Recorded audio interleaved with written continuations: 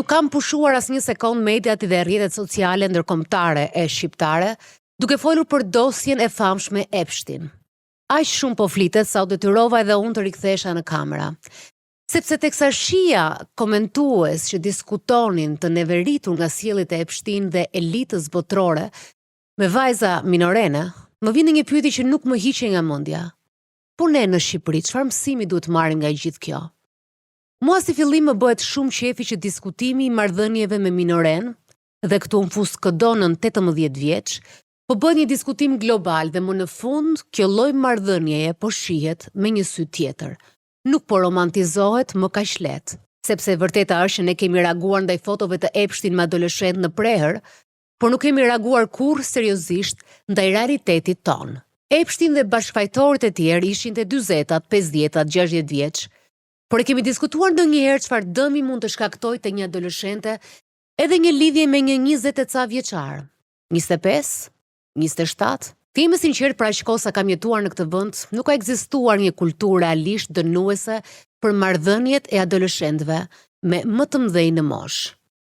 Dolëm nga komunizmi me histori martesash në Djep, apo në moshën 12-13 vjeç. Një nga filmat më të bukur të prodhuar në Shqipëri prallë nga e kaluara, bazohet pikërisht në një lloj marrëdhënie të tillë. Shumë prej nesh kanë në familje historira të ngjashme. Edhe un kam një familjare që sot është tek 80-tat, dhe ajo u martua kur ishte vetëm 13 vjeç. Gjyshe së gjyshe të martuara në atë moshë nuk kanë qenë të afta të artikulonin dëmin e këtyre lidhjeve. E kanë mbyllur thjesht me ashtu ishte koha atëherë, por ti mbaro shkollën.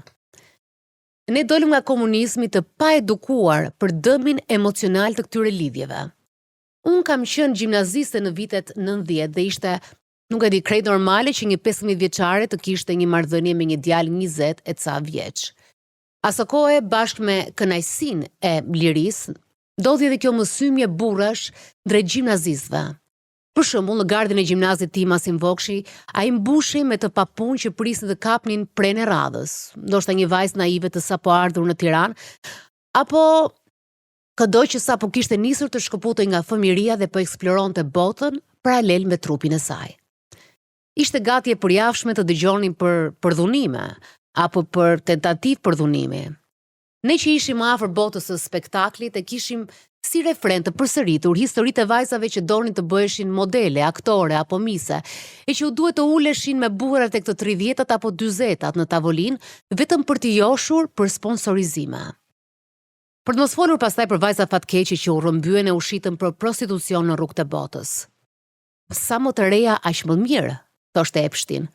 Dhe të paktën për brezin tim, ishte diçka shumë normale që të ngacmoheshim nga meshkujt të rritur. Për veten time them që kam pasur thjesht fat sepse më pëlqenin çunat e brezit tim. Por jo se nuk e kam menduar. Kishte shumë raste që në bisedat tona në faza ndarjeje apo lodhje nga dashuritë e paqarta të adoleshencës, diskutoi fakti që çunat në universitet apo ata që kishin mbaruar ishin ndoshta më të pjekur dhe ne do na kuptonin më shumë në marrëdhënie. Dhe në fakt edhe ata kështu të joshnin, e kështu vazhdojnë ta bëjnë. Edhe Epstein patjetër t'i ketë thënë disa prej preve të tij se ajo është më e pjekur se ç'duhet për moshën. Fjalia klasike e manipulatorit. Aq pak kemi ditur për rrezikun e këtyre marrëdhënieve, sepse askush nuk ne vite në diskutim as këtu dhe as në botë atëherë.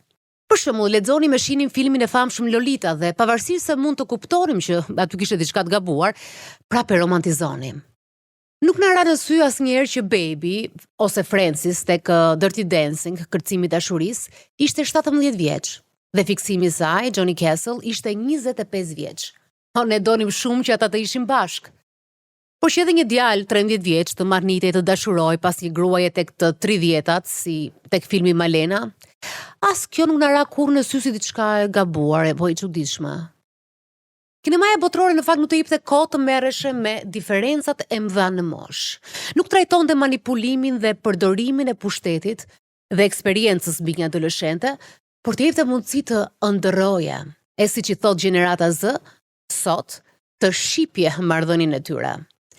E kështu u rritëm duke e ditur që pedofilia duhet dënuar, por të paqartë se ku ishte kufiri i marrëdhënieve mes adoleshentit dhe dikujt më të madh.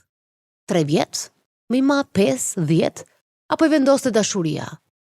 Sot si nën vajzash adoleshente më vjen mirë që ka internet, sepse ato po bëjmë pjesë një diskutimi që ne se bëm kurrë me nënat tona.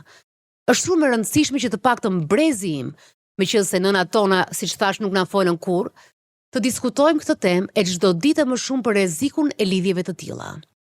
Por këtë duhet shkoj edhe më tej. Dosjet Epstein janë një arsye fantastike për të diskutuar e për të bërë temë debati nëpër gjimnaze. Madje u them që nga klasa 8. Neveria mbar botrore nuk duhet të rrinë në platforma sociale, por duhet të transmetohet sa më shpesh të jetë e mundur tek nxënësit, tek vajzat e djemt, që në një moment delikat, në një mungesë figure atrore apo nëne, në një naivitet apo në një eksplorim natyral të botës përreth dhe trupit të tyre, të jenë të përgatitur të dinë që çdo lidhje me një grua apo burr adult që ka ndërtuar pushtet nëpërmjet eksperiencës së pavarësisë ekonomike, është një lidhje e rrezikshme. Po ashtu ne si shoqëri nuk duhet të trajtojmë lidhjet e burrave me vajza gjimnaziste në një formë thashë themi. Një vajzë adoleshente me naivitetin dhe perceptimin e saj të ngushtë prej mungesës së eksperiencës mund ta mendojë se ka gjetur atë që e kupton, njeriu më të mençur, profesorin e jetës tek një burr adult. Po pyetja është, po ai djalë, ai burr mbi 20 vjeç, zhdreqin do që lidhet me një 14, 15, 16 apo 17 vjeçare. Një burr mbi të 20 nuk ka asnjë arsye përse duhet të dalë e të dashurohet me një 14, 15, 16 apo 17 vjeçare. Dhe madje as do të guxonte të arsyetonte nëse shoqëria do ta shite si të inkriminuar. Po ashtu do ndihmonte edhe ligji. Dosja Epstein është thjesht një dosje që u hap, por ka me mira të tjera brenda fisit, shoqërisë, qytetit dhe vendeve tona që do t'i shpëtojnë dënimit. Këtë ne e dim. E kemi ditur dhe po ashtu dim që të ndodhë sërish. Por detyra jonë si qytetar dhe detyra e shtetit me institucionet përkatëse është që atë neveri që zbrazim ndaj miliarderëve të një superfuqie, ta vazhdojmë edhe këtej. Ta kthejmë në një diskutim publik dhe në një gjykim kategorik ndaj marrëdhënieve të tilla as pak normale. Ándale!